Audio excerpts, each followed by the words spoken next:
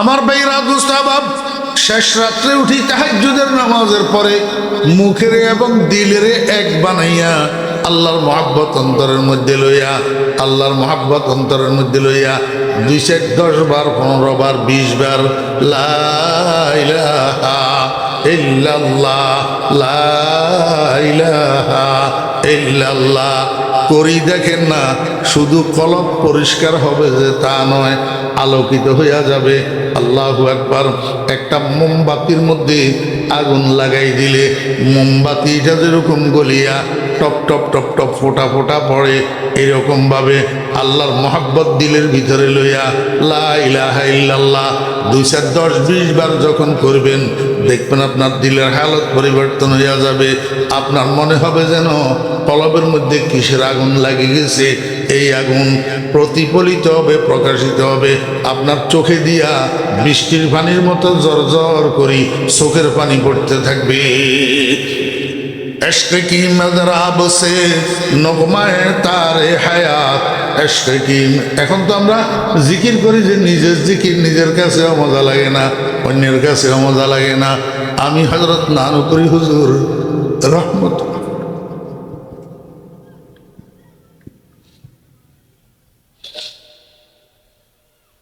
আল্লাহর বান্দাদেরকে দেখছিলাম, আল্লাহ দেখাইছি। যারা দেখে নাই তারা বুঝবে না এটা কি জিনিস ছিল। আল্লাহু আকবার। সৈয়দি ওয়া সনদি ওয়া উস্তাদি শাইখুল মাশায়েখ শাইখুল আরব ওয়াল আজম হযরত মাওলানা শাহ সুলতান আহমদ নানুপুরি রহমতুল্লাহ আলাইহি। আমরা যখন নানুপুর মাদ্রাসায় পড়ি তখন হযরত নানুপুরি হুজুর রহমতুল্লাহ আলাইহি বলতেন, ও উলাওয়ালারা দাওরাওয়ালারা, উলাওয়ালারা দাওরাওয়ালারা, মানি মেশকাতের ছাত্ররা, দাওরার ছাত্ররা, তোমরা বৃহস্পতিবার শুক্রবার আসলে ভোর রাত্রে মসজিদের মধ্যে যাই জিকির করিবা। বৃহস্পতিবার আসলে ভোর রাত্রে মসজিদের মধ্যে যাই জিকির করিবা। তো বৃহস্পতিবার শুক্রবার আসলে আমরা ভোর রাত্রে মসজিদে চলে যেতাম জিকির করার জন্য। তো সব ছাত্ররা, শিক্ষকরা তো ভিতরে বসে বসে জিকির করে, আমি আছিলাম পাগল। আমি মসজিদের পুরাতন মসজিদের আগেরটা উত্তর পাশেদের দরজা দিয়া বাইরে হই, বারান্দায় আসি। বারান্দার মধ্যে একটা চেয়ারের উপরে বসে বসি আল্লাহর বান্দা জিকির করতেন। আমি উত্তর পাশের দরজা দিয়ে লুকাই লুকাই বারান্দায় আসি, হুজুরের চেয়ারের পিছনে বসে দেখতাম শুধু জিকির শোনার জন্য। আল্লাহর বান্দার জিকির এত সুন্দর, আমি খোদার কসম করে কইলাম ওরা পিল কাবা জিকিরের আওয়াজে মনে হয় কলিজা সিরিয়া যাবে। লা ইলাহা ইল্লাল্লাহ মুহাম্মাদুর রাসূলুল্লাহ সাল্লাল্লাহু আলাইহি ওয়াসাল্লাম। আল্লাহু হাযিরি আল্লাহু নাযিরি আল্লাহু মাই। जिस्म से ताकत गई और कल्ब से हिम्मत गई, है दिमागा फत्र सीधा रहम फरमा ऐ खुदा। জিকিরের টানে কলিজা ছিঁড়ে যাওয়ার উপক্রম। এত সুন্দর কা জিকির, এত সুন্দর কা, যার দিলের ভিতরে আল্লাহর মহব্বত যত বেশি তার জিকির তত সুন্দর। इश्क की मज़राब से नग़्मे तारे हयात, इश्क से नारे हयात, इश्क से नूरे हयात। ও মুরব্বিয়ানে কেরাম, ও যুবক ভাইয়েরা, এই জন্য আল্লাহ জিকির কলবের রোগের আরেকটা মেডিসিন। আরেকটা কি মেডিসিন? উঠকে বৈঠকে, চলায় ফেরায়, হাটে বাজারে, গাড়ির সিটে, দোকানের ক্যাশে, অফিসের চেয়ারে লা ইলাহা ইল্লাল্লাহ লা ইলাহা ইল্লাল্লাহ লা ইলাহা ইল্লাল্লাহ। মাঝে মাঝে মুহাম্মাদুর রাসূলুল্লাহ সাল্লাল্লাহু আলাইহি ওয়াসাল্লাম। আল্লাহু হাযিরি আল্লাহু নাযিরি আল্লাহু মাই। আমার ভাইরা দোস্ত বাপ, লা ইলাহা ইল্লাল্লাহ এই কালিমাইটারে আওয়াজের একটু টানি একবার যদি বলেন, একবার যদি আওয়াজের একটু টানি বলেন লা ইলাহা ইল্লাল্লাহ। আল্লাহর হাবিব জনাবে মুহাম্মদুর রাসূলুল্লাহ সাল্লাল্লাহু আলাইহি ওয়াসাল্লাম বলছেন, একবার যদি কেউ বলে আমল নামা থেকে তার 4000 গুনাহ মাফ করিয়া দেওয়া হয়। কয় হাজার? 4000। রাসূল আকরাম সাল্লাল্লাহু আলাইহি ওয়াসাল্লামের জবানের আমরা বিশ্বাস করিনি। রাসূলুল্লাহ সাল্লাল্লাহু আলাইহি ওয়াসাল্লামের জবান সত্য নাকি? আমার বেয়েরা দোস্ত আহবাব, রাইফেলের গুলি মিস হইতে পারে, আমার নবীজির জবান মিস হইতে পারে না। আগামীকাল সকালে সূর্য উঠবে কিনা তাতে সন্দেহ থাকতে পারে। আমার নবীজির জবানের সত্যতার মধ্যে বিন্দু বিসর্গ পরিমাণ সন্দেহের অবকাশ নাই। আল্লাহর হাবিব বলছেন, একবার বললে 4000 গুনাহ মাফ। যদি একবারে 4000 গুনাহ মাফ হয়, 100 বারে 4 লক্ষ গুনাহ মাফ হয়। ফজরের পরে 100 বার 10 মিনিট সময় লাগবে, 10 মিনিট। ফজরের পরে 100 বার লা ইলাহা ইল্লাল্লাহ, লা ইলাহা ইল্লাল্লাহ, লা ইলাহা ইল্লাল্লাহ 100 বার পড়েন, 4 লক্ষ গুনাহ মাফ হবে। মাগরিবের পরে 100 বার পড়েন, 4 লক্ষ গুনাহ মাফ হবে। একটা মানুষ মৃত্যু পর্যন্ত যদি এই আমলটা করে, প্রতিদিন যদি 8 লক্ষ গুনাহ মাফ হইয়া যায়, তাহলে মৃত্যু শয্যায় শায়িত হওয়ার সময় আমল নামায় আর গুনাহ থাকেনি। আজকে আবি চনি বাজারেরা, আজকে আবি চনি বাজারেরা, কে বায়কে গোল মিখরি গুলজারেরা। আল্লাহ পাক আমাদেরকে বেশি বেশি করে জিকির করার তৌফিক দান করেন। আমি হযরত নানুপুরি হুজুর রহমতুল্লাহ আলাইহির কাছে শুনছি, যদি কোনো মানুষ জিকির করতে করতে মারা যায়, জিকির করতে করতে মারা যায়, তো এই মানুষটার রুহু বালি ইন্তেকালের পরে আল্লাহর আরশের নিচে যাইয়া সিজদা দে। একই সিজদায় কিয়ামতের দিন উঠবে, আর মাঝখানে সিজদার থেকে উঠবে না। मरते दम में औलिया का हाल होता पुरसुरूर, मरते दम में औलिया का हाल होता पुरसुरूर, लेके हाल जाकिर रब्बुल उला कुछ और है, लेके हाल जाकिर रब्बुल उला कुछ और है। আল্লাহ পাক আমাদেরকে বেশি বেশি করি আল্লাহ জিকির করি, কলবের সাফাই করার তৌফিক দান করেন। আল্লাহু আকবার। আরেকটা জিকির আছে আরো সংক্ষেপ, হ্যাঁ, ইসমে জাতের জিকির। ইসমে জাত, ইসমে জাত আল্লাহ পাকের জাতি নাম। আল্লাহ পাকের কি? আল্লাহ পাকের মোট 100টা নাম। قال رسول الله صلى الله عليه وسلم إن لله مئة اسم। আল্লাহ পাকের 100টা নাম আছে, তার মধ্যে একটা হলো জাতি নাম আল্লাহ, আর বাকি 99টা আল্লাহ পাকের সিফতি নাম, গুণবাচক নাম। একটা জাতি নাম আল্লাহ। এই আল্লাহ শব্দ এটা মুখে উচ্চারণ করা ইবাদত। আল্লাহ শব্দ এটা মুখে উচ্চারণ করা কি ইবাদত। এই জন্য উঠকে বৈঠকে চলায় ফেরায় অদুস্থ অন্যরা শোনার দরকার কি? মানুষের শোনানির দরকার কি? মানুষের আমারে কি করবে? মানুষে আমারে ফুলের মালা দিল, যদি আল্লাহ মাপ না করে লাভ কি? মানুষে আমারে আহলান সাহলান করল, নারায়ে তাকবীর দিল, যদি আল্লাহ মাপ না করে লাভ কি? অদুস্থ এগুলার তো দরকার নাই। দরকার হইল আল্লাহ পাকের গোলাম বানার। দরকার হইল কিসের? আল্লাহ পাকের গোলাম বানার। রাসূল আকরাম সাল্লাল্লাহু আলাইহি ওয়াসাল্লামের যে কোনো উম্মত পুরা জীবনের মধ্যে কমপক্ষে একবার নবীজির উপরে দরুদ শরীফ পড়া ফরজ। যেহেতু দরুদ শরীফ পড়ার জন্য আল্লাহ পাকের সরাসরি হুকুম আছে, ইয়া আইয়ুহাল্লাযীনা আমানু সাল্লু আলাইহি ওয়া সাল্লিমু তাসলিমা। এই জন্য গোটা জীবনের ভিতরে যদি কেউ একবারও দরুদ শরীফ না পড়ে, সে আল্লাহ পাকের হুকুম লঙ্ঘনকারী হিসেবে শাস্তিযোগ্য হবে। এরপরে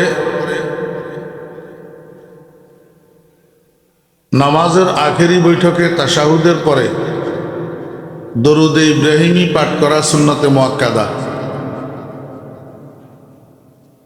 এরপরে যে কোনো মানুষ রসুল আকরম সাল্লাল্লাহু আলাইহি ওয়াসাল্লামের নাম মোবারক উচ্চারণ করলে অথবা অন্য কেউ উচ্চারণ করতে শুনলে সাথে সাথে দরুদ শরীফ পড়া ওয়াজিব। দরুদ শরীফ পড়া ওয়াজিব। কোনো বৈঠকের মধ্যে, কোনো সবার মধ্যে যদি কেউ বারবার রসুল আকরম সাল্লাল্লাহু আলাইহি ওয়াসাল্লামের নাম মোবারক উচ্চারণ করে আর অন্যরা বারবার শুনে, তো সকলের জন্য প্রথমবার দরুদ শরীফ পড়া ওয়াজিব, বারবার দরুদ শরীফ পড়া মুস্তাহাব। এইটা শরীয়তের মাসালা, আমাদের হানাফি মাযহাবের মাসালা। দরুদ শরীফ পড়া ফরজ, দরুদ শরীফ পড়া ওয়াজিব, দরুদ শরীফ পড়া সুন্নতে মুআক্কাদা, দরুদ শরীফ পড়া মুস্তাহাব। এই সকল ক্ষেত্রে আপনাকে আমাকে খেয়াল রাখতে হবে, দরুদগুলো 1 নম্বর দরুদ হইতে হবে। 1 নম্বর দরুদ কোন দরুদ? যে দরুদ মেড ইন মদিনা। আর কিছু দরুদ এখন আমাদের সমাজে প্রচলিত আছে 2 নম্বর দরুদ, যেগুলা made in out of Medina. Made in Medina, মদিনার তৈয়ারি দরুদ, অর্থাৎ যেই দরুদ নবীজির জবান থেকে বাইর হইছে এবং নবীজি নিজেও পড়ছেন, যেই দরুদ সাহাবায়ে কেরাম পড়ছেন, এগুলা 1 নম্বর দরুদ। আর পরবর্তী যুগে মদিনার বাহিরের মানুষেরা যেই দরুদগুলা আবিষ্কার করছে, এই দরুদগুলা 2 নম্বর দরুদ। এই জন্য দরুদ পড়ার ক্ষেত্রে আমরা 1 নম্বর দরুদগুলা তালাশ করি পড়ব ইনশাআল্লাহ। নামাজের ক্ষেত্রে শুধু 1 নম্বর হইলে হবে না, নামাজের ক্ষেত্রে দরুদে ইব্রাহিমী লাগবে। দরুদে ইব্রাহিমের জায়গায় অন্য কোনো দরুদ পড়লে সুন্নতে মুআক্কাদা আদায় হবে না। আমি এই কথাটা এই জন্য বললাম যে আমি ভূমিকার মধ্যে রসুল আকরম সাল্লাল্লাহু আলাইহি ওয়াসাল্লামের নাম নিলাম, শফিউল মুজনিবিন বললাম, রহমতুল্লিল আলামিন বললাম, জনাবে মুহাম্মদুর রাসূলুল্লাহ সাল্লাল্লাহু আলাইহি ওয়াসাল্লাম বললাম, এই এখন আবার বললাম। কিন্তু আপনারা ম্যাক্সিমাম লোক আপনাদের মুখটা খোলে নাই, আপনারা দরুদ পড়েন নাই। এটা কোন অলসতা? যদি এই অলসতাই করব তাহলে মাহফিলে আসলাম কেন? এখানে আসিও যদি অলসতা করি, এখানে আসিও যদি আমল না করি, তাহলে বাড়িতে বসে থাকলেই তো ভালো ছিল। আর বাড়িতে যাই কি ঘোড়ার ডিম আমল করব? ক্বালা রাসূলুল্লাহ সাল্লাল্লাহু আলাইহি ওয়াসাল্লাম আবখালুন নাস মান যুকিরতু ইনদাহু ওয়া লাম ইউসাল্লি আলাইয়া। এখানে আমি কিছু বানাই বলার সুযোগ নাই, কারণ ওলামায়ে কেরাম আছে তো। আর আমি যদি বানাই নিজের থেকে বলি, ওলামায়ে কেরামরা আমাকে ধরবে না। আর আমি অপরিচিত মানুষ না তো, আমি তো পরিচিত মানুষ।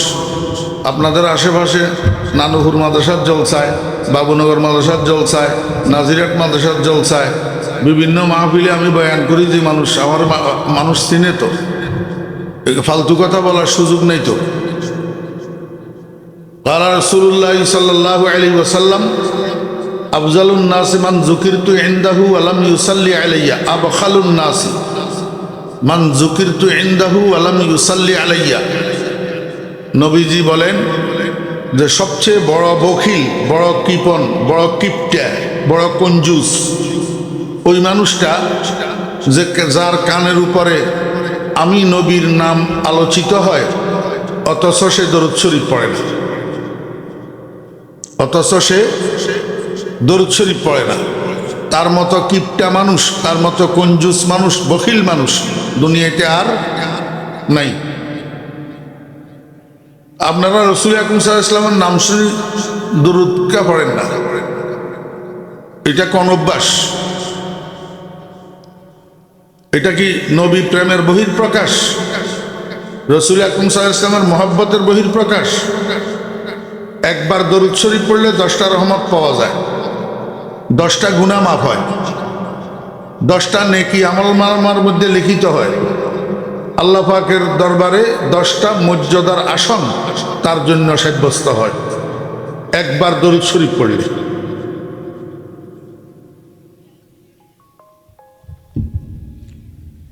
এখন বর্তমান জমানার মুসলমান কতগুলো আছে, বাল্যকালে কারণে অকারণে মাদ্রাসায় পড়তে পারে নাই, আলেম হইতে পারে নাই, এই জন্য আর দিন শরীয়ত বুঝতেও তৈয়ার না, কোরআন শরীফটা সহি করতে তৈয়ার না, নামাজটা সহি করতে তৈয়ার না। বস খালি খাও আর ঘুমাও আর বিয়ে একটা করে সন্তান জন্ম দাও, এই কাজ, এর বাহিরে আর কিছু বুঝে না।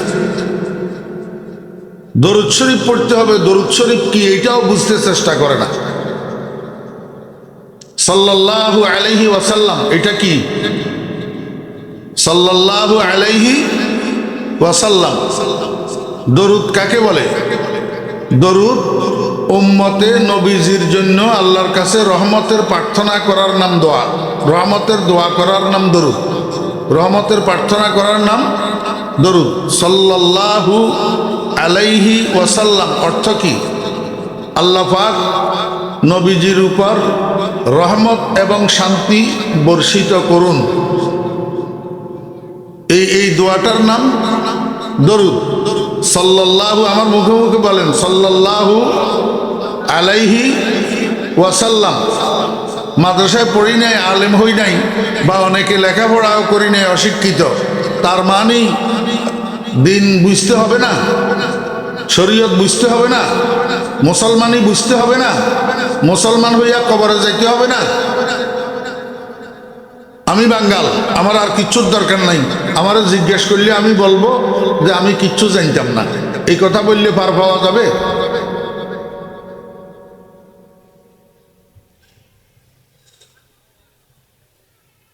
বড় করি বলা জরুরি না, কিন্তু বড় করি বলবেন। বড় করি বলবেন কেন? যাতে অন্য কেউ এই সন্দেহ করতে না পারে যে আমি দরুদ পড়ি নাই। বড় করি বলবেন যাতে আপনার থেকে শুনি আরেকজনের আগ্রহ হয়। সাল্লাল্লাহু আলাইহি ওয়াসাল্লাম।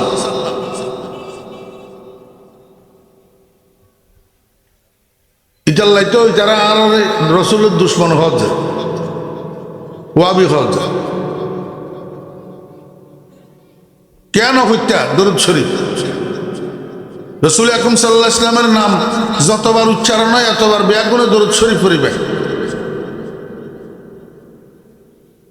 ডর করি পড়িবে।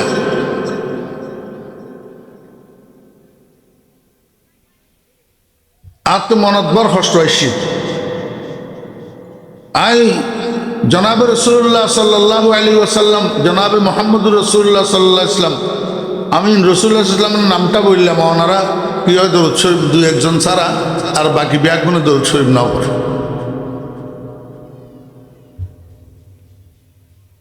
ওয়াজ এগিন কি হল্লাই, খালি ফুনি বেল্লাই না আমল করি বেল্লাই? হ্যাঁ, এত ওয়াজের ময়দান এবার নষ্ট করি ফেলাইয়ে ওই ডাকাইয়া ঘুরে গেলা ফোয়া দুগুণ বক্তা হইয়ারে।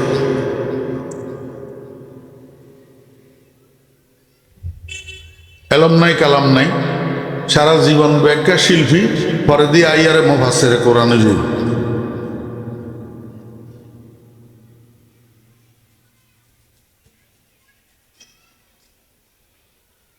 এখন তেলাওয়াতে কোরআনের ভিতর স্টাইল শুরু হয়ে গেছে,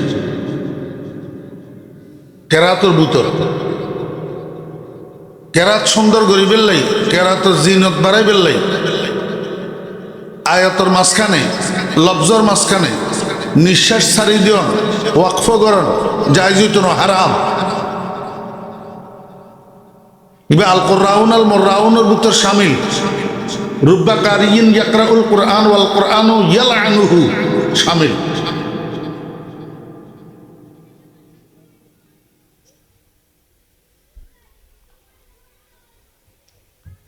কোরআন শরীফের মধ্যে, কোরআন শরীফ তেলাওয়াতের মধ্যে থামানোর দুইয়ান সূরত, একখান সুরত হয়েছে ওয়াকফ আর একখান সুরত হয়েছে সেক্তা। ওয়াকফ হইয়ে যে আওয়াজও বন্ধ নিঃশ্বাসও বন্ধ, আর সেক্তা হইয়ে যে আওয়াজ বন্ধ নিঃশ্বাস চালু।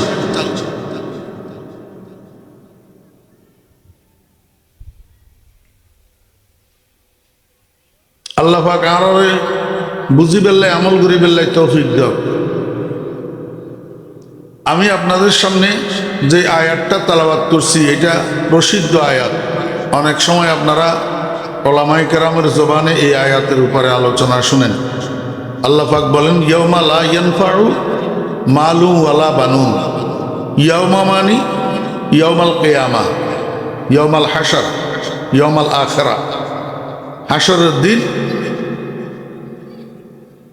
লা ইয়ানফাউ কোনো উপকারে আসবে না, মালুন ওয়ালা বানুন সম্পদ এবং সন্তান। হাশরের দিন বিপদের সময় সম্পদও কাজে আসবে না, সন্তানও কাজে আসবে না। ইল্লা মান আতাল্লাহ বিকলবিন সালিম। আল্লাহ পাক বলেন কিন্তু ওই মানুষটা, যেই ব্যক্তি আল্লাহ পাকের সামনে উপস্থিত হইতে পারে কলবে সালিম লইয়া। কলবে সালিম কি? একটা রোগমুক্ত নিরাপদ কলব, রোগমুক্ত নিরাপদ কলব। কলব এটা আরবি শব্দ, ইংরেজিতে বলে হার্ট, বাংলায় বলে অন্তর বা হৃদয়, উর্দু ফার্সিতে বলে দিল। দিল দিল এটা মানুষের শরীরের ভিতরে একটা গোশতের টুকরা। প্রত্যেক মানুষের সিনার বাম পাশে স্তনের 2 আঙ্গুল নিচে এই গোশতের টুকরাটা আছে। এটা হেডকোয়ার্টার অফ হিউম্যান বডি, আসিমাতুল জিসম, মানব দেহের রাজধানী। রাসূল আকরাম সাল্লাল্লাহু আলাইহি ওয়াসাল্লাম ইরশাদ করেছেন, এই রাজধানী শান্ত, পুরা শরীর শান্ত। রাজধানী শুদ্ধ, পুরা শরীর শুদ্ধ। রাজধানী অশুদ্ধ, পুরা শরীর অশুদ্ধ। মানুষের চোখে গুনার দিকে তাকায় দিল ঠিক না থাকার কারণে, মানুষের কানে গুনার কথা শুনে দিল ঠিক না থাকার কারণে, মানুষের মুখে গুনার কথা বলে দিল ঠিক না থাকার কারণে। এই জন্য আল্লাহ পাক রব্বুল আলামিন ১৬ লক্ষ নবী রাসূল দুনিয়াতে পাঠাইছেন মানুষের দিল ঠিক করার জন্য। কি ঠিক করার জন্য? দিল ঠিক করার জন্য। ইয়াতলু আলাইহিম আয়াতিহি ওয়া ইউযাক্কিহিম। এই ওয়া ইউযাক্কিহিম শব্দের অর্থ হলো দিল ঠিক করা। মানুষের শরীরের ভিতরে যেরকম রোগ হয় এরকম দিলের ভিতরেও রোগ হয়। শরীরের রোগের যেরকম চিকিৎসা করা লাগে দিলের রোগেরও এরকম চিকিৎসা করা লাগে। শরীরের রোগের চিকিৎসা করলে শরীর সুস্থ, দিলের রোগের চিকিৎসা করলে দিল সুস্থ। শরীরের রোগের চিকিৎসা হইলে মানুষের রুচি ঠিক হইয়া যায়, যে কোনো সুস্বাদু খাদ্য স্বাদ লাগে। আর শরীর অসুস্থ হইলে রুচি বিকৃত হইয়া যায়, এবার সুস্বাদু খাদ্য আর মজা লাগে না, তিতা তিতা লাগে। এরকম ভাবে দিল সুস্থ হইলে ইবাদত বন্দেগী জিকির আজকার কোরআন তেলাওয়াত দরুদ শরীফ মজা লাগে। দিল অসুস্থ হইলে ইবাদত বন্দেগী কোরআন শরীফ মজা লাগে না, তিতা তিতা লাগে। এই জন্য দিলেরে চিকিৎসা করি, দিলেরে নিরাপদ দিল, সুস্থ দিল, কলবে সালিম বানাইতে হবে। এবং এই কলবে সালিম লইয়া মৃত্যুশয্যায় শায়িত হইতে হবে। কারণ মৃত্যুশয্যায় আপনি যেই দিল লইয়া শায়িত হবেন, এই দিল লইয়া মৃত্যুবরণ করবেন, এই দিল লইয়া কিয়ামতের ময়দানে উঠবেন। এই জন্য মরণের বিছানায় শোয়ার আগে দিলের চিকিৎসা করে শুদ্ধ করতে হবে।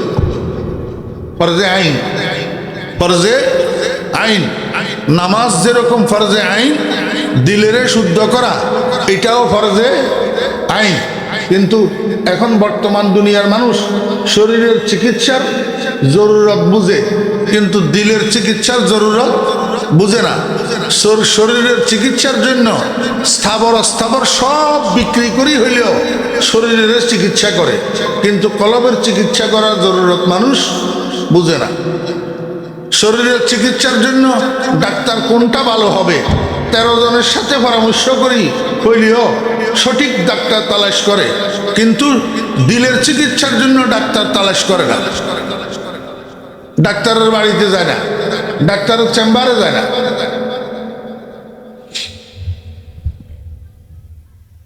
চলেন আমরা একটু দিলের চিকিৎসার ব্যাপারে আজকে একটু আলোচনা করি।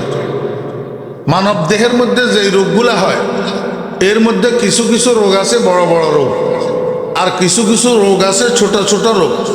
ঠিক এরকম ভাবে মানুষের দিলের ভিতরেও যে রোগগুলা হয়, কিছু কিছু রোগ আছে বড় বড় রোগ, আর কিছু কিছু রোগ আছে ছোট ছোট রোগ। বড় বড় রোগ যেগুলা, সেগুলা একটা রোগের জন্য একটা মেডিসিন, আর ছোট ছোট রোগ যেগুলা, এগুলা একটা মেডিসিনে অনেকগুলা রোগের কাজ করে। মানুষের কলবের মধ্যে যে বড় বড় রোগগুলা হয়, এই বড় বড় রোগগুলার এক নম্বর রোগের নাম হলো তাকাব্বুর। এক নম্বর রোগের নাম তাকাব্বুর, মানে অহংকার। তাকাব্বুর মানে অহংকার নাই যে এমন মানুষ দুনিয়াতে আসেনি।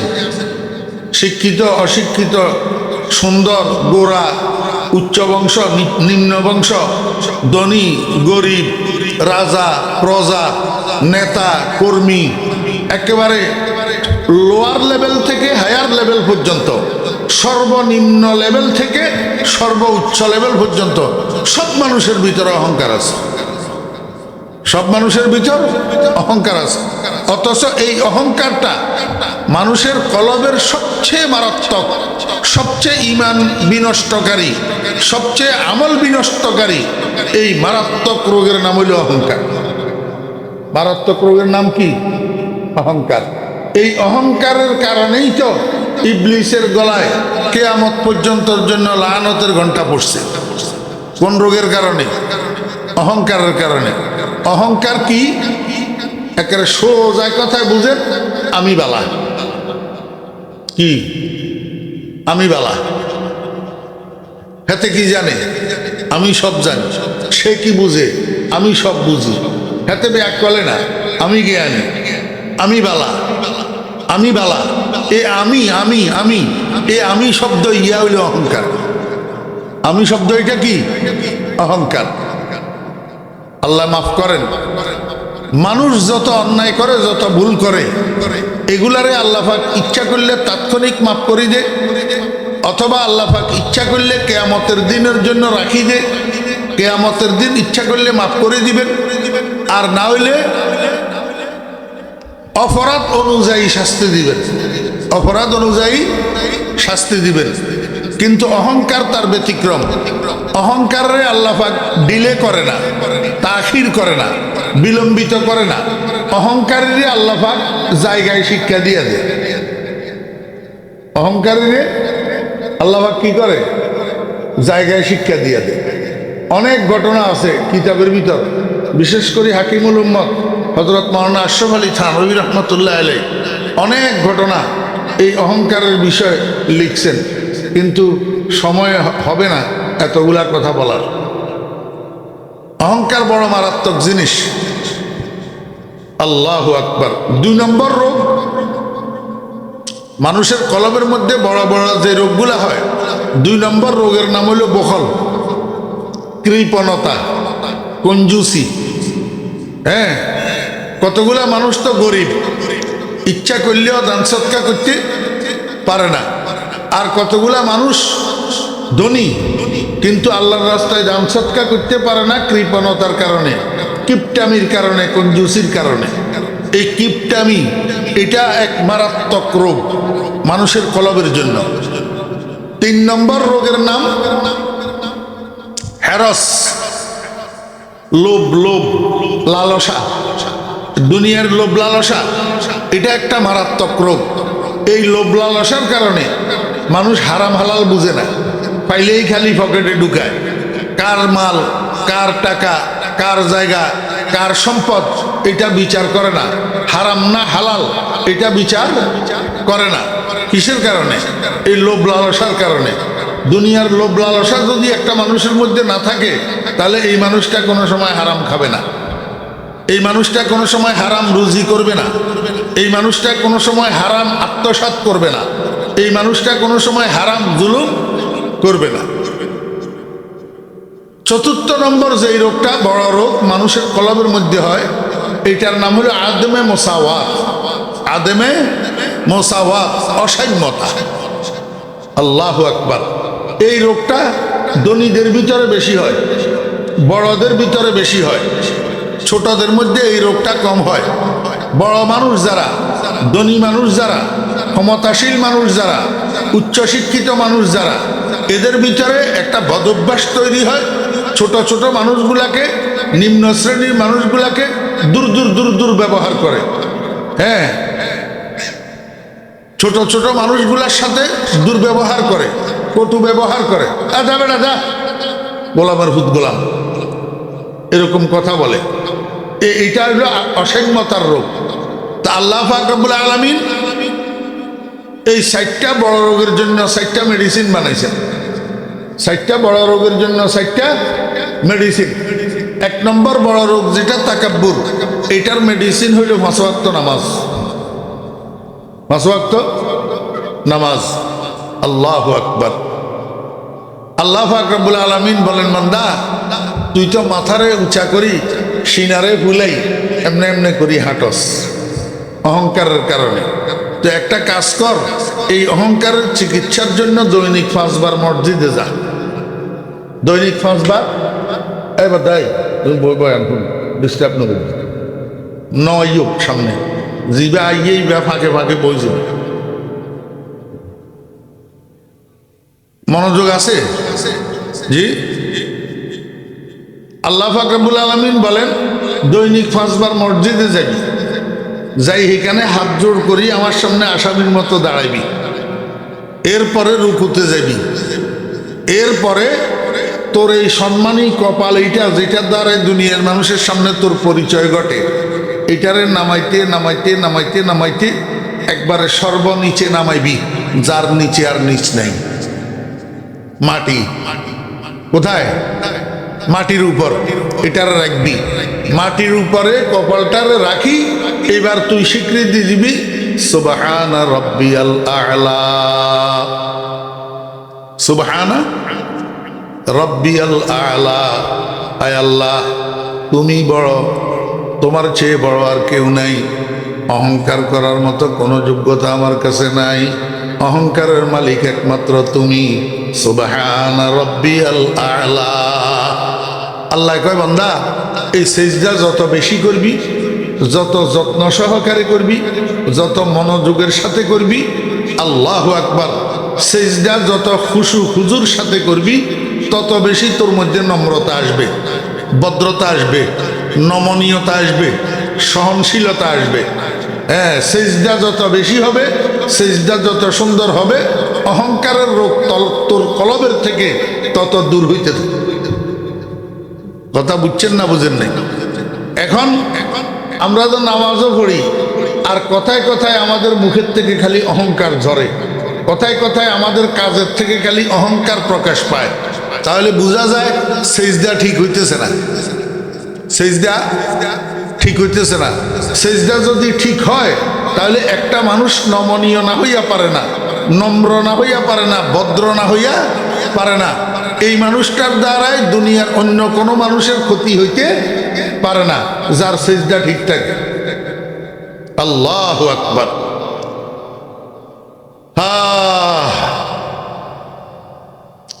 রোগ যত লম্বা, ওষুধও তত লম্বা। ইয়া হইছে, ডাক্তার আপনারা 3 দিনের ওষুধ দিল, 3 দিনের ভিতরে ডায়রিয়া বন্ধ হয়ে গেছে, আর ওষুধ খাওয়া লাগবে না। ঠিক না বে ঠিক বলেন? হ্যাঁ, আপনার জ্বর হয়েছে, ডাক্তার আপনারা অ্যান্টিবায়োটিক দিল 6টা ট্যাবলেট, 6টা ক্যাপসুল। এই 6টা ক্যাপসুল খাইয়া জ্বর নাই, গেছে গা, আর ওষুধ খাওয়া লাগবে না। কিন্তু আপনার ডায়াবেটিস, মরণ পর্যন্ত ওষুধ খাইতে হবে। মরণ পর্যন্ত কি খাইতে হবে? ওষুধ খাইতে হবে প্রতিনিয়ত। 2 বেলা ওষুধ খাওয়া বন্ধ করবেন, আবার 1 লাফে ডায়াবেটিস খালি পেটে 20-22 হয়ে যাবো। কথা বুঝছেন? রোগ যত লম্বা, ওষুধ তত লম্বা। আল্লাহ পাক রব্বুল আলামিন বলেন, ও দুনিয়ার মানুষ, শয়তান আর নফস, এই দুই শত্রু তোর পিছনে লাগা আছে। মরণ পর্যন্ত খালি তোরে গুতাইব, তোরে অহংকারী বানানোর জন্য। কি বানানোর জন্য? অহংকারী বানানোর জন্য। কতদিন? মরণ পর্যন্ত। এই জন্য ওষুধ খাইতে হবে তোরে মরণ পর্যন্ত, এই 5 ওয়াক্ত নামাজ পড়তে হবে তোরে মরণ পর্যন্ত, সেজদা দিতে হবে তোরে মরণ পর্যন্ত। কোনো অবস্থায় যেন তোর থেকে, তোর মাওলার থেকে সম্পর্ক বিচ্যুত করতে না পারে শয়তানে। কথা বুঝছেন? এই জন্য ওষুধ সেবন করতে হবে কতদিন? মরণ পর্যন্ত। 5 ওয়াক্ত নামাজ, মাফ নাই, মাফ নাই, সুস্থ, কোনো রোগ নাই, কোনো ওজর নাই, তাহলে দাঁড়াই ফুটতে হবে।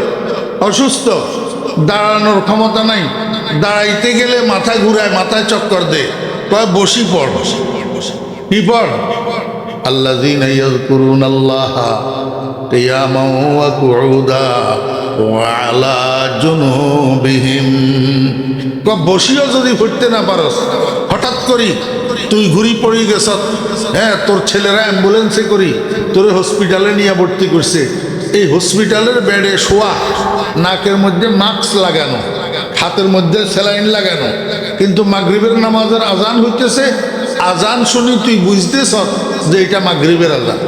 কিসের আজান? যদি মাগরিবের আজান এই কথাটা বুঝার মতো হুঁশ তোর কাছে থাকে, তাহলে শুইয়া শুইয়া তোরে মাগরিবের নামাজ আদায় করতে হবে। এরকম শুইয়া শুইয়া কেমনে? ও তোর ছেলেরে কবি, বাপরে আমারে একটা মাটির দলা আনি দে।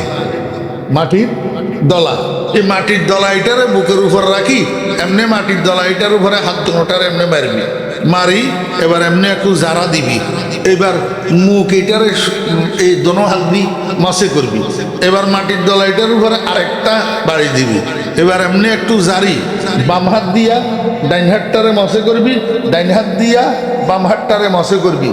এই দোনোটা কাজ করার আগে নিয়ত করবি আমি পবিত্রতা অর্জন করতেছি।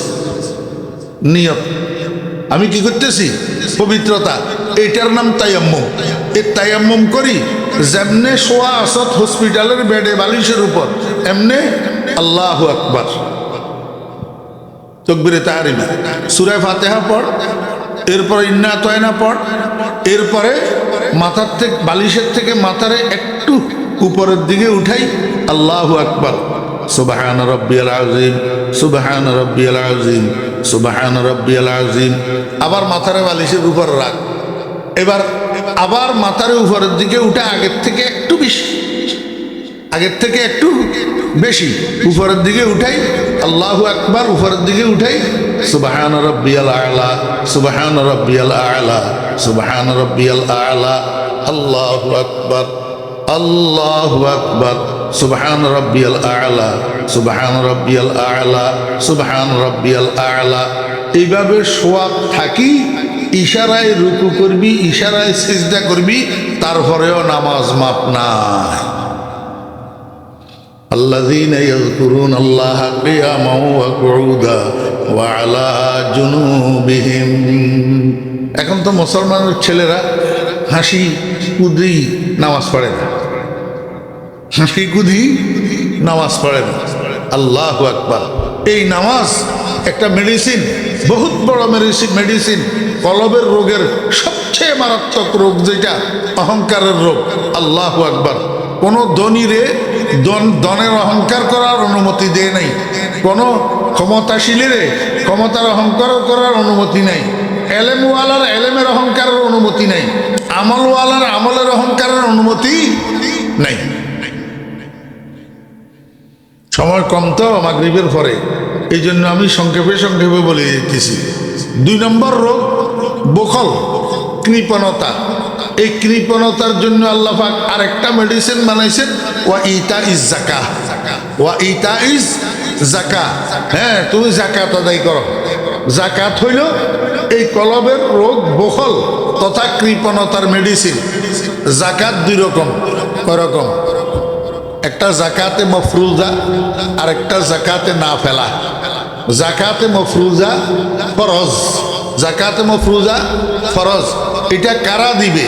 যারা নেসাবের মালিক হবে, নেশাব পরিমাণ মাল যাদের কাছে 1 বছর পর্যন্ত মালিকানাধীন থাকবে তারা প্রতি বছর হিসাব করি 2.5 টাকা, 1025 টাকা, 1,02,500 টাকা গরিব, মিসকিন, এতিম, বিধবা এদের মধ্যে বিতরণ করে দিবে। এটা হলো ফরজ যাকাত। এটা কি আমার বেরা দোস্ত আহবাব, যদি আপনার কাছে নেশাব পরিমাণ মাল না থাকে কিন্তু আপনি মধ্যবিত্ত, আপনি গরিব না, অসহায় না, কিন্তু আপনার কাছে নেশাব পরিমাণ মালও নাই, পরিবার স্বাচ্ছন্দ্যে চলে, আল্লাহর রহমতে ছোটোখাটো ব্যবসা বাণিজ্য আছে, কাজ কারবার আছে, জায়গা জমিন আছে, চলতে পরিবার চলতে কোনো অসুবিধা হয় না, আপনার জন্য একটা জাকাত আছে। সেই জাকাতটার নাম হলো সাদাকায়ে নাফিলা। আপনার দৈনন্দিন, মাসিক, বাৎসরিক যে রুজি, এই রুজির 10% গরিবদের মধ্যে দান সৎকা করবেন, মাদ্রাসা মসজিদে দান সৎকা করবেন। এটা হলো সৎকায়ে নাফিলা, নফল সৎকা। এটা ধনীদের জন্য জাকাত যেরকম, আপনার জন্য এটা সেরকম। যত বেশি জাকাত আদায় করবেন, যত বেশি দান সৎকা করবেন, তত বেশি বখল তথা কৃপণতার রোগটা আপনার কলবের থেকে দূর হইতে থাকবে। আমার ভাইরা দোস্ত আহবাব, আরেকটা রোগ হইল লোভ লালসা, হেরস, যেটাকে আরবিতে বলে হেরস, লোভ লালসার রোগ। এই রোগটার জন্য আল্লাহ পাক একটা মেডিসিন বানাইছেন। এই মেডিসিনটার নাম হইল রোজা। এই মেডিসিনটার নাম কি? রোজা। রোজাও 2 রকম আছে, ফরজ রোজা আর নফল রোজা। ফরজ রোজা হলো রমজান মাসের রোজা। রমজানের মাস যখন আসে পুরা মাসটা রমজানের রোজাগুলা যত্ন সহকারে, গুরুত্ব সহকারে আদায় করা। আর রমজান মাস চলে গেলে এবার যে সমস্ত নফল রোজাগুলা আছে আমার ভাইয়েরা, আশুরার রোজা, শবে বরাতের রোজা, আল্লাহু আকবার, জুমার দিনের রোজা, সোমবারের রোজা, এরকম নফল রোজা, আইয়ামে বীজের রোজা, প্রতি আরবি মাসের 13 তারিখ, 14 তারিখ, 15 তারিখ, এই 3 দিন আইয়ামে বীজের রোজা, এই নফল রোজা। এই রোজাগুলার এহতেমাম যে যত বেশি করবে তার দিলের থেকে দুনিয়ার লোভ লালসা উঠে যাবে। এই মানুষটা কোনো সময় হারাম লোকমা মুখে দিবে না, হারাম লোকমা মুখে দিবে না। আমার ভাইয়েরা দোস্ত আহবাব, 4th নম্বর যেই রোগটা আদমে মুসাওয়াতের রোগ, অসাম্যতার রোগ। নিজেকে বড় মনে করে আর কতগুলা মানুষকে নিম্ন শ্রেণীর মনে করে। এই জন্য নিম্ন শ্রেণীর মানুষগুলাকে আল্লাহু আকবার খাটো চোখে দেখে, ছোট চোখে দেখে, তাদের সাথে দুরাচরণ করে। আল্লাহ কয়, তুই ধনী, এক কাজ কর, তুই 5 লাখ 6 লাখ টাকা খরচ কর, তোর জন্য আমি একটা মেডিসিন বানাইছি। 5-6 লাখ টাকা খরচ করি, জীবনের মধ্যে কমপক্ষে একবার হইলেও মক্কা শরীফ যা, সেখানে আমার একটা ঘর আছে। আল্লাহু আকবার, সাদা 2খানা কাপড় পরিধান করবি, এহরামের কাপড়। এই সাদা 2খানা কাপড় পরিধান করি, খবরদার কেউ সেখানে স্যুট কোট পরিধান করতে পারবে না, দামি শু জুতা পরিধান করতে পারবে না, মাথায় কোনো ক্যাপ লাগাইতে পারবে না। সারা দুনিয়ার থেকে আসা মানুষেরা এক পোশাক হইবা, এক রং হইবা, এক রং হইয়া কোনো রকমের ফন্ডিতি করতে পারবে না, কোনো রকমের চাপাবাজি করতে পারবে না। আমি যেটা শিখাই দিতেছি, সারা দুনিয়ার লক্ষ লক্ষ মানুষ এই একটা বুলি মুখের মধ্যে লাগবা, লাব্বাইক আল্লাহুম্মা লাব্বাইক, লাব্বাইক লা শারীকা লাক লাব্বাইক, ইন্নাল হামদা ওয়ান নি'মাতা লাকা ওয়াল মুলক লা শারীকা লাক। আল্লাহু আকবার দোয়াইটা পড়ি, আমার কালো ঘর এটার চতুর্দিকে ঘুরো ঘুরো ঘুরো। যেখান থেকে শুরু করবা হজরে আসওয়াদ থেকে, আবার এখানে আসলে 1 চক্কর, এরকম 7 চক্করে এক তাওয়াফ হয়। তোমার হজের তাওয়াফ, উমরার তাওয়াফগুলার পরে বা মাঝে মাঝে যত বেশি পারো নফল তাওয়াফ করিবা, যত এই ঘর এটার চতুর্দিকে ঘুরিবা, আস্তে আস্তে তোমার থেকে অসাম্যতার রোগ দূর হইয়া যাবে, আদমে মুসাওয়াতের রোগ দূর হইয়া যাবে। এই মেডিসিনটার নাম হলো হজ। এই মেডিসিনটার নাম কি? হজ। আমার ভাইয়েরা দোস্ত আহবাব, মনে রাখতে পারবেন কিনা আল্লাহ জানে। মানুষের কলবের মধ্যে বড় বড় কয়টা রোগ হয়? 60টা। এই বড় বড় 60টা রোগের 60টা মেডিসিন আল্লাহ পাক আমাদেরকে এই মেডিসিনগুলা সেবন করি মৃত্যুর আগে আগে কলবকে রোগ মুক্ত নিরাপদ কলব বানানোর তৌফিক দান করেন। আমার বেহরা দোস্তাবাব, আর কতগুলা মেডিসিন আছে যেগুলা কমন মেডিসিন। এই মেডিসিনগুলা গোটা কোরআন হাদিসকে পর্যালোচনা করলে দেখা যায় যেই মেডিসিনগুলার দ্বারা কলবের চিকিৎসা হয়, যেই মেডিসিনগুলার দ্বারা কলবটা কলবে সালিম হয়, এও 60টা মেডিসিন। কয়টা মেডিসিন?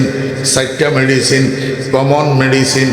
কলবের ছোট ছোট যত রোগ আছে সব রোগের চিকিৎসা করে এই 60টা মেডিসিন। 1 নম্বর মেডিসিনের নাম তেলাওয়াতে কোরআন। 1 নম্বর মেডিসিনের নাম কি? قال رسول الله صلى الله عليه وسلم إن هذه القلوب تصدأ كما يصدأ الحديد إذا أصابه الماء قيل وما جلاؤها يا رسول الله قال كثرة ذكر الموت وتلاوة القرآن وفي رواية وتلاوة القرآن أو كما قال النبي عليه الصلاة والسلام আমার বেরা দোস্ত আবাব, কোরআন শরীফের তেলাওয়াত যত বেশি করা হয় তত বেশি কলবটা পরিষ্কার হয়। কলবটা আয়নার মতো হয়। আয়নার মতো কিসের মতো হয়? একটা পরিষ্কার আয়নার সামনে, স্বচ্ছ আয়নার সামনে একজন মানুষ দাঁড়াইলে ওই মানুষটার চেহারা পরিষ্কার দেখা যায় আয়নার মধ্যে। আর আয়নার ভিতরে যদি ধুলাবালি থাকে, আয়নার ভিতরে যদি কোনো দাগ থাকে, আয়নার ভিতরে যদি কোনো স্পট থাকে, আয়নার মধ্যে তাকাইলে মনে হয় যেন দাগটা চেহারার ভিতর, আসলে চেহারার ভিতরে দাগ না, আয়নার ভিতরে দাগ। আর ধুলাবালি বেশি পড়ি যদি আয়নার স্বচ্ছতা দূর হইয়া যায় তখন তো চেহারাই দেখা যায় না। আবার একটা নেকড়া দিয়া, একটা গামছা দিয়া আয়নাটারে মুছি দিলে আবার আয়নার স্বচ্ছতা যখন ফিরে আসে আয়নার সামনে আবার চেহারা দেখা যায়। আল্লাহ পাক রব্বুল আলামিন মানুষের কলবটাকে একটা আয়নার মতো বানাইছে, পরিষ্কার আয়নার মতো। কিন্তু মানুষ গুনাহ করি এই আয়নার স্বচ্ছতা নষ্ট করে ফেলে। আমার বেয়েরা, মানুষের কলবটা যখন আয়নার মতো স্বচ্ছ পরিচ্ছন্ন থাকে তখন এই কলব লইয়া মানুষ যখন সিজদায় যায়, কলবের আয়নার মধ্যে আহকামুল হাকিমিন রব্বুল আলামিনের দিদার নসিব হয়। এই জন্য তো নামাজকে মেরাজুল মুমিনিন বলেন। এই জন্য পটিয়ার হযরত মুফতি শাহ হুজুর রহমতুল্লাহ আলাইহি আমাদের দাদা পীর শেষ রাত্রে তাহাজ্জুদের নামাজ পড়ি বসে বসে কান্দে, मालो दौलत की हवस दिल से निकाल, दिल को पर अनवार कर ऐ जुल जलाल, दिल हो आए ना तेरी दीदार का, सर झुका कर देख लूं तेरा जमाल। या अल्लाह, আমার কলবের থেকে তুমি দুনিয়ার মহব্বত, দুনিয়ার মাল দৌলতের মহব্বতকে বাহির করে দাও। আমার কলবটাকে আল্লাহু আকবার তোমার নূরের দ্বারা আলোকিত করে দাও। আমার মহব্বতটা, আমার কলবটাকে একটা স্বচ্ছ পরিষ্কার আয়নার মতো করে দাও। আমি এই আয়নার মতো কলবটা লইয়া যখন সিজদায় যাব, আমার সিজদাটা যেন তোমার মেরাজে পরিণত হয়। কলবের আয়নার ভিতর সিজদার মধ্যে আমি যেন তোমারে দেখতে পাই। दिल हो आए ना तेरी दीदार का, सर झुका कर देख लो तेरा जमाल। अल्लाह एक नंबर मेडिसिन কয় না, এটা ভুলে গেছে। তেলাওয়াতে কোরআন 1 নম্বর মেডিসিন কি? ও মুরব্বিয়ানে কেরাম, আমরা ছোট থাকতে দেখছি আমাদের বাপ চাচারা মসজিদের থেকে ফজরের নামাজ পড়িয়ে আসি, ঘরের সামনের দরজায় একটা বিছানা বিছাইয়া, একটা ফাঁকি বিছাইয়া অথবা একটা চেয়ারের উপরে বসি অল্প হইলেও কিছু কোরআন তেলাওয়াত করতেন। আব্বার দেখা দেখা এইবার মায়ে তেলাওয়াত করতেন, ভাই বোনেরা, ছেলে মেয়েরা তেলাওয়াত করতেন। ঘরের মধ্যে তেলাওয়াতে কোরআনের একটা পরিবেশ ছিল। এখন বর্তমানে মুরব্বীরাও কোরআন তেলাওয়াত করে না, এই জন্য ছেলে মেয়েরা, যুবক যুবতীরাও কোরআন তেলাওয়াত করে না, এমনকি মাদ্রাসায় পড়ুয়ারা পর্যন্ত তেলাওয়াত করে না। তেলাওয়াতের পরিবেশটা নষ্ট হয়ে গেছে। পরিবেশটা এখন আর নাই। অথচ কোরআন তেলাওয়াত সবচেয়ে বড় মেডিসিন, সবচেয়ে বড় ওষুধ কলবকে কলবে সালিম বানানোর জন্য। 2 নম্বর মেডিসিন জিক্রুল্লাহ। 2 নম্বর মেডিসিন কি?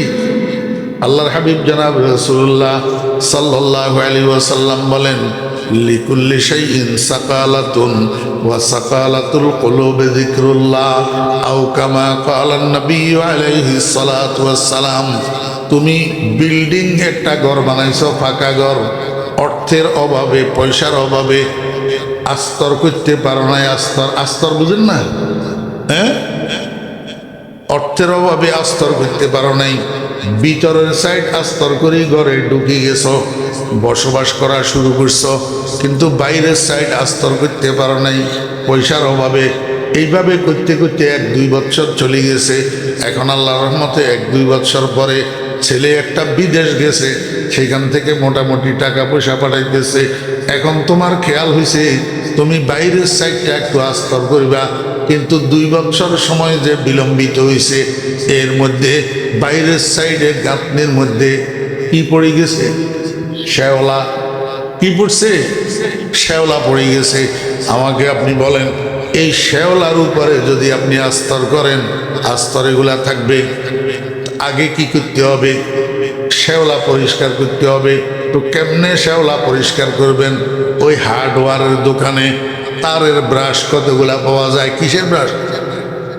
তারের ব্রাশ। বালতি একটার মধ্যে 1 বালতি পানি দেন, আল্লাহু আকবার। ওই দেওয়ালের একটু জায়গার মধ্যে একটু পানি মারেন, পানি মারি এবার তারের ব্রাশ এটা দিয়ে ঘষা মারেন। দেখবেন আস্তে আস্তে পানি মারবেন আর আস্তে আস্তে ঘষবেন, আস্তে আস্তে শ্যাওলাগুলা দূর হইয়া যাবে, একবারে ধুইয়া পরিষ্কার হইয়া যাবে। এইবার জায়গাটা শুকাইলে এটার উপরে আস্তর করেন, আল্লাহর রহমতে 100 বছরেও আস্তর কিচ্ছু হবে না। কিন্তু পরিষ্কার করবেন কি দিয়া? তারের ব্রাশ দিয়া। কি দিয়া? তারের ব্রাশ দিয়া। সাথে পানি লাগবে। সাথে কি লাগবে? পানি লাগবে। শুকনা শুকনা যদি আপনি ব্রাশ মারেন, সুন্দর করে পরিষ্কার হবে না, সহজে পরিষ্কার হবে না, তাড়াতাড়ি পরিষ্কার হবে না। সাথে একটু পানি মিললে তাহলে কার্যকরী বেশি হবে। আল্লাহর হাবিব জনাবে মুহাম্মদুর রাসূলুল্লাহ সাল্লাল্লাহু আলাইহি ওয়াসাল্লাম বলেন, তোমার কলবের মধ্যে গুনাহ করতে করতে, দীর্ঘদিন জিকির না করতে করতে, তালাওয়াত না করতে করতে, আল্লাহর নাফরমানি করতে করতে কলবের মধ্যে শ্যাওলা পড়ে গেছে, যে এই শ্যাওলার কারণে এখন আর তোমার কাছে আল্লাহু আকবার কোরআন তেলাওয়াত ভালো লাগে না, জিকির ভালো লাগে না, কোনো ইবাদত মজা লাগে না। তো কয় যে কলবিটারে পরিষ্কার করো। কেমনে পরিষ্কার করবা? তারের ব্রাশ মারো। তারের ব্রাশটা কি? লা ইলাহা ইল্লাল্লাহ, লা ইলাহা ইল্লাল্লাহ, লা ইলাহা ইল্লাল্লাহ। এখন তারের ব্রাশ মারবা, সাথে একটু পানি লাগবো নি। পানিটা কি? পানি হইল দিলের ভিতরে আল্লাহর মহাব্বত, দিলের ভিতরে আল্লাহ। আমার ভাইরা দুস্তাবাব, শেষ রাত্রে উঠি তাহাজ্জুদের নামাজের পরে মুখের এবং দিলের এক বানাইয়া আল্লাহর মহাব্বত অন্তরের মধ্যে লইয়া, আল্লাহর মহাব্বত অন্তরের মধ্যে লইয়া 2-10 বার, 15 বার, 20 বার লা ইলাহা ইল্লাল্লাহ, লা ইলাহা ইল্লাল্লাহ করি। দেখেন না, শুধু কলব পরিষ্কার হবে যে তা নয়, আলোকিত হইয়া যাবে। আল্লাহু আকবার। একটা মোমবাতির মধ্যে আগুন লাগাই দিলে মোমবাতিটা যেরকম গলিয়া টপ টপ টপ টপ ফোটা ফোটা পড়ে, এরকম ভাবে আল্লাহর মহাব্বত দিলের ভিতরে লইয়া লা ইলাহা ইল্লাল্লাহ 2-10-20 বার যখন করবেন, দেখবেন আপনার দিলের হালত পরিবর্তন হইয়া যাবে। আপনার মনে হবে যেন কলবের মধ্যে কিসের আগুন লাগে গেছে। এই আগুন প্রতিফলিত হবে, প্রকাশিত হবে আপনার চোখে দিয়া বৃষ্টির পানির মতো জর করি চোখের পানি পড়তে থাকবে। इश्क की मज़राब से नगमाए तारे हयात, इश्क की। এখন তো আমরা জিকির করি যে নিজের জিকির নিজের কাছেও মজা লাগে না, অন্যের কাছেও মজা লাগে না। আমি হযরত নানুপুরি হুজুর রহমত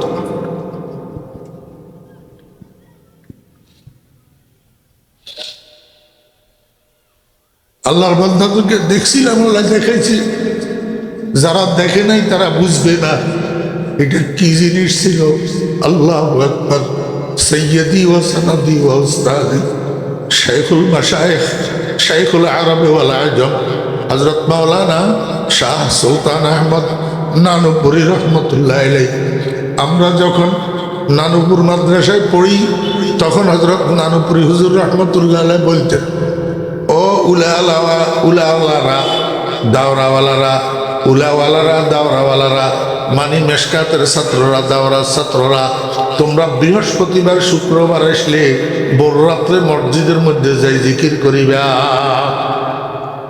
বৃহস্পতিবার আসলে বড় রাত্রে মসজিদের মধ্যে যাই জিকির করিবা। তো বৃহস্পতিবার শুক্রবার আসলে আমরা বড় রাত্রে মসজিদে চলে যেতাম জিকির করার জন্য।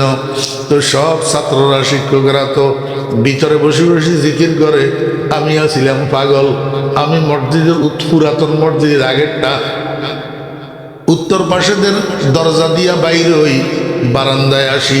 বারান্দার মধ্যে একটা চেয়ারের উপরে বসে বসি আল্লাহর বান্দা জিকির করতেন। আমি উত্তর পাশের দরজা দিয়ে লুকাই বারান্দায় আসি, হুজুরের চেয়ারের পিছন দিয়ে বসে দেখতাম শুধু জিকির শোনার জন্য। আল্লাহর বান্দার জিকির এত সুন্দর, আমি খোদার কসম করে কইলাম, ওরা পিল কাবা জিকিরের আওয়াজে মনে হয় কলিজা সিরিয়া যাবে। লা ইলাহা ইল্লাল্লাহ মুহাম্মাদুর রাসূলুল্লাহ সাল্লাল্লাহু আলাইহি ওয়াসাল্লাম। আল্লাহু হাযিরি আল্লাহু নাযিরি আল্লাহু মাই। जिस्म से ताकत गई और कल्ब से हिम्मत गई, है दिमागा फत्र सीधा रहम फरमा ऐ खुदा। জিকিরের টানে কলিজা ছিঁড়ে যাওয়ার উপক্রম। এত সুন্দর কা জিকির, এত সুন্দর কা, যার দিলের ভিতরে আল্লাহর মহব্বত যত বেশি তার জিকির তত সুন্দর।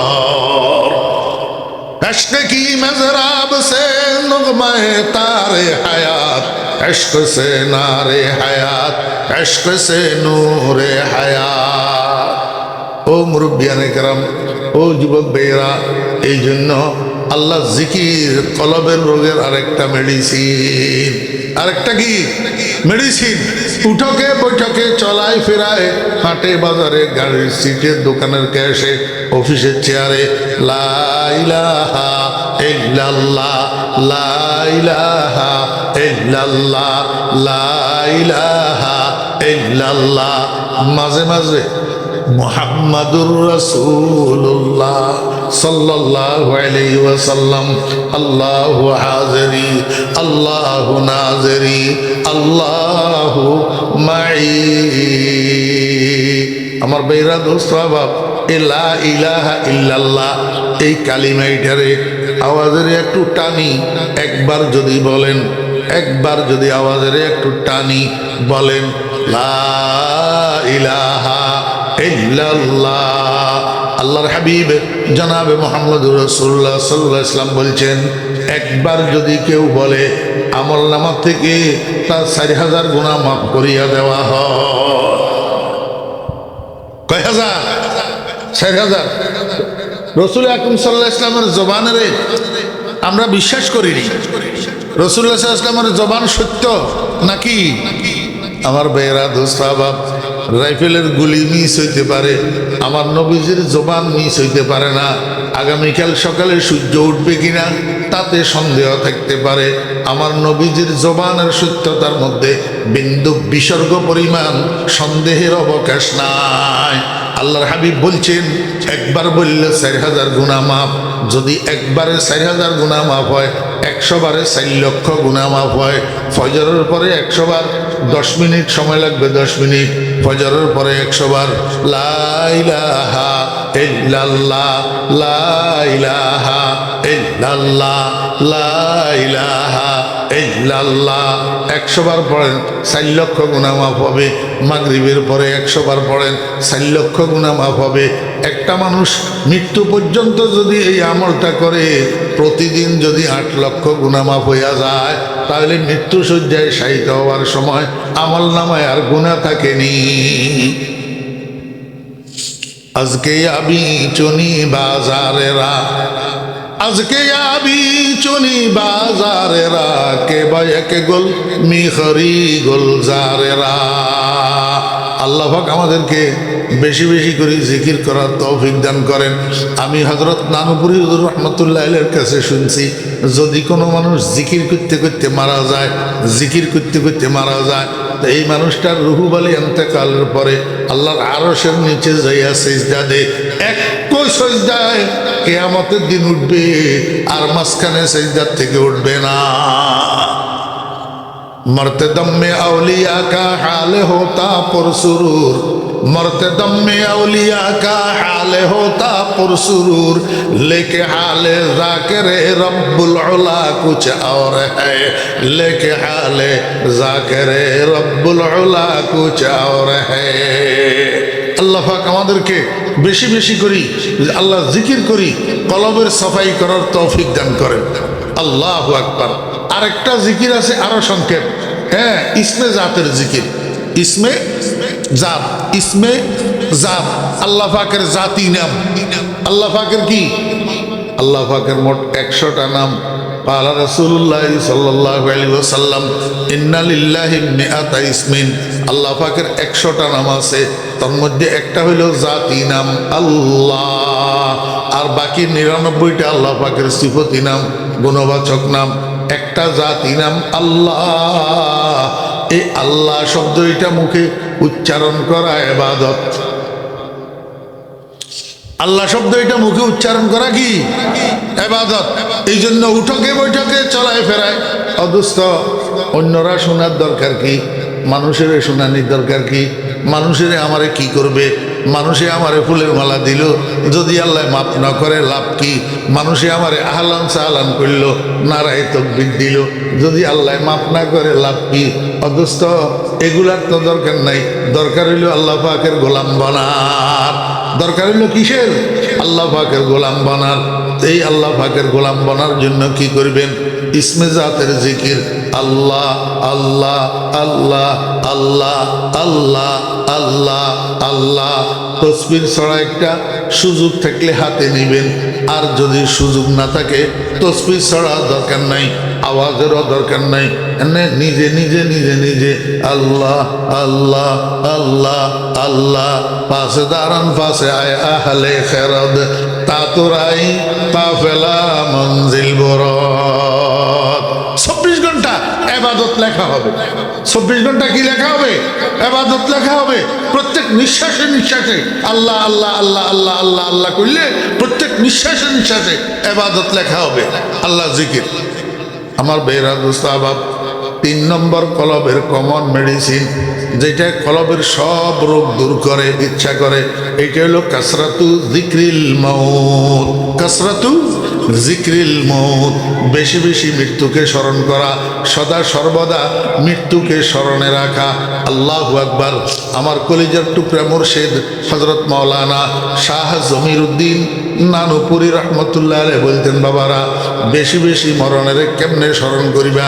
একটা পদ্ধতি হইল, রাত্রে যখন ঘুমাইতে যাইবা, ঘুম আসার আগে আগে রুমের বাতি নিবাইলা, দরজা বন্ধ করলা, হাত পাগুলারে সোজা করলা, এবার মনেরে বলো, ও মন, মনে কর এটা তোর রুম না, এটা তোর কবর, এটা তোর কবর।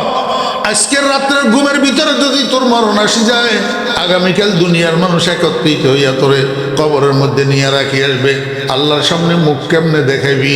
মুখ দাগোয় দেখা না একদিন, কবর মে হোগা ঠিকানা একদিন, রুহে রগ রগ সে নিকালি যায়গি, তুঝ পে একদিন খাকে ডালি যায়গি। ও মন, আল্লাহরে ভুলি কবরের জন্য তৈয়ার না হই, কবরে কেমনে যাবি? আল্লাহর সামনে মুখ কেমনে দেখাবি? মনের এইভাবে বুঝাইতে থাকেন, বুঝাইতে বুঝাইতে দেখবেন আল্লাহর রহমতের দিল নরম হইয়া যাবে। আরেকটা পদ্ধতি হইল, মৌতের বেশি বেশি স্মরণ করার আরেকটা পদ্ধতি হইল, যতবার ঘর থেকে বাইর হবেন শেষ বাইর হওয়া মনে করবেন, মনেরে বলবেন ও মন, এই যে ঘর থেকে তুই জিন্দা বাইর হইলি, হইতে পারে এই ঘরে আর জিন্দা ঢুকতে পারবি না, এই ঘরে আর জিন্দা ঢুকতে পারবি না, আর জিন্দা না মুর্দাও ঢুকতে পারবি না। ঘরের বাহিরে যদি তোর মরণ হয়, ঘরওয়ালারা হয়তো তোরে ঘরেও ঢুকাবে না, বাহিরে রাখি গোসল দিয়া কাপন পরাইয়া কবরে নিয়ে রাখি আসবে, এই ঘরে আর তোর ঢুকা হবে না। যতবার ঘরে ঢুকবেন ততবার মনকে বলবেন ও মন, এই যে ঘরে ঢুকলি এটা তোর শেষ ঢুকা হইতে পারে, এই ঘর থেকে হয়তো তুই আর জিন্দা বাইর হইতে পারবেন না, জিন্দা বাইর হইতে পারবি না। যতবার খানা খাইবেন শেষ খানা মনে করবেন, যতবার নামাজ পড়বেন শেষ নামাজ মনে করবেন, এক কথায় যত কাজ করবেন সব কাজের শেষ কাজ মনে করবেন, হামেশা মওতের পাহারাদারি করবেন। আল্লাহু আকবার। আমার পীর শাহ হুজুর রহমতুল্লাহ আলাইহি, হযরত মাওলানা শাহ জমিরুদ্দিন নানুপুরি রহমতুল্লাহ আলাইহি একবার হজের থেকে এসেছে। হজের থেকে আসার কয়েকদিন পরে আমি হুজুরের সাথে দেখা করার জন্য এসেছি। দেখি রুমের ভিতরে একা বসে রয়েছে, সাথে কেউ নাই, কোনো মেহমান অতিথি নাই, মাদ্রাসার কোনো ছাত্র শিক্ষকও নাই। তা আমি ঢুকি মোসাফা করলাম, বাবজান কেমন আছেন? কয় আলহামদুলিল্লাহ ভালো আছি। তা আমার জন্য চার অর্ডার দিল, পানের অর্ডার দিল। চা পান খাইতে খাইতে কথা বলতে বলতে আমি জিজ্ঞেস করলাম, বাবাজান এই হজের থেকে আসার পরে বাড়িতে যান নাই? তা হাসি হাসি কয় না যাই নাই, বাড়িতে যাই নাই। তা আমি বললাম হুজুর এই এত লম্বা সফর করিয়ে আসলেন, একটু বাড়িতে যাইতেন, আম্মাজানের সাথে দেখা করিয়ে আসতেন। আমারে হুজুরে কয় বাবারে বসি বসি আজরাইলের পাহারা দিয়ে, আজরাইলের পাহারা দিয়ে আমি যদি বাড়ির দিকে রওনা দিই, বাড়ির দরজায় যদি আজরাইল আসি ধরে, তাহলে মাদ্রাসায় আমার মরণটা হইল না। আমার তো আরজু হইল মাদ্রাসায় আমার মরণটা হোক, তালেবে আলেম হিসাবে আমার মরণটা হোক। আচুনা খা হাত খোদা খা হাদে চুনি, আচুনা খা হাত খোদা খা হাদে চুনি, মেয়েদে হাদিয়াজদা মুরাদে মোত্তাকি। শেষ পর্যন্ত আল্লাহ ললিত তামান্না আল্লাহ পাক পুরা করে দিছে। আল্লাহু আকবার। মাহফিলের পরের দিন, মাহফিলের পরের দিন এশার নামাজ পড়ছে, ছাত্র শিক্ষকদেরকে নসিহত করছে, হালকা খানাও খাইছে, এরপরে ইস্তিনজা করছে, অজু করছে। এরপরে ছেলেরে কয় যে বাবারে আমার কাছে খারাপ লাগে, ছেলের কোলের উপরে মাথা রাখি কাইতেছে। এই কাইথনের মধ্যে জিকির করতে করতে রুটা চলে গেছে মাদ্রাসার রুমের ভিতর। আল্লাহু আকবার। বেশি বেশি মরণের স্মরণ করবেন, কাসরাতু জিক্রিল মাউত। আল্লাহর হাবিব জনাব রাসূলুল্লাহ সাল্লাল্লাহু আলাইহি ওয়াসাল্লাম ইরশাদ করেন, আকসিরু যিকরা হাযিমিল লাযাতিল মাউত। বেশি বেশি মরণের স্মরণ করবেন, বেশি বেশি মরণের স্মরণ করার দ্বারা কলবের সাফাই হয়। চতুর্থ নম্বর যেই রোগটা কলবের কমন মেডিসিন, এটার নাম হলো জিয়ারাতুল কুবুর, কবর জিয়ারত করা। আল্লাহর হাবিব জনাব রাসূলুল্লাহ সাল্লাল্লাহু আলাইহি ওয়াসাল্লাম সাহাবীদেরকে বলেন, কুনতু নাহাইতুকুম আন জিয়ারাতিল কুবুর। আমি এক সময় তোমাদের ঈমান, আল্লাহু আকবার, প্রাথমিক পর্যায়ের ঈমান, তোমাদের দিল নরম, এই জন্য তোমাদেরকে কবর জিয়ারতের থেকে নিষেধ করছিলাম। তোমরা কোনো শিরিকে লিপ্ত হইয়া যাও কিনা এই ভয়ে। এখন আর সেই ভয় নাই। আলা ফাজুরুহা, এখন তোমরা কবর জিয়ারত করো। ফাইন্নাহা তুজাহিদুকুম আনিদ দুনিয়া ওয়া তুযাক্কিরুকুমুল আখিরা। কবরের জিয়ারত যত বেশি করবা, দুনিয়াদারির থেকে, দুনিয়ার মাল দৌলতের থেকে দিল আস্তে আস্তে আলাগ হইতে থাকবে, আখিরাতের দিকে আস্তে আস্তে দিল দাবিত হইতে থাকবে।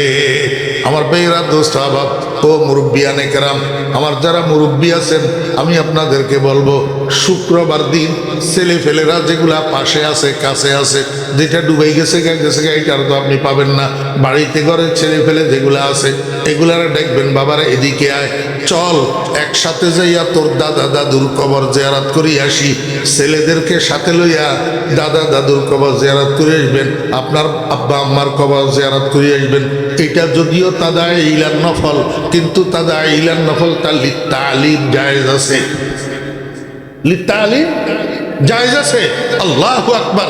আমার ভাইরা দোস্তাবাব, ছেলেদেরকে সাথে লইয়া আপনি সন্তান যত বছর আপনার বয়স হোক না কেন, 70 বছর বয়সে আপনি আপনার ছেলেদেরকে সাথে লইয়া শুক্রবার জুমার দিন মা বাপের কবরস্থানে যাবেন, মা বাপের কবর জিয়ারত করবেন।